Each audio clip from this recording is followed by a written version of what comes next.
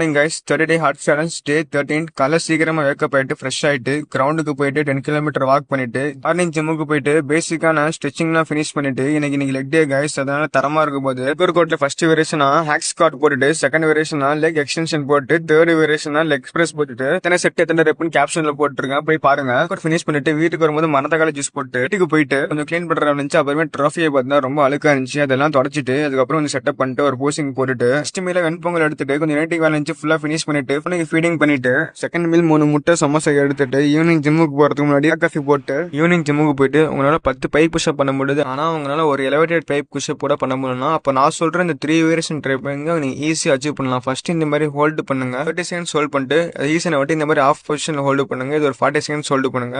அதுக்கப்புறம் நீங்க இந்த மாதிரி ஒரு ஃபுல் டவுன் போயிட்டு ஒரு 30 செகண்ட்ஸ் ஹோல்டு பண்ணுங்க. நான் சொன்ன இந்த 3 வேரியேஷனை மாஸ்டர் பண்ணீங்கன்னா நீங்களும் இந்த மாதிரி எலிவேட்டட் பைப் புஷ்அப் பண்ணலாம். மாதிரி யூஸ்ஃபுல்லான கேலரி சயின்ஸ் கண்டென்ட் நம்ம பேஜை ஃபாலோ பண்ணிட்டு பாருங்க. Stay heart.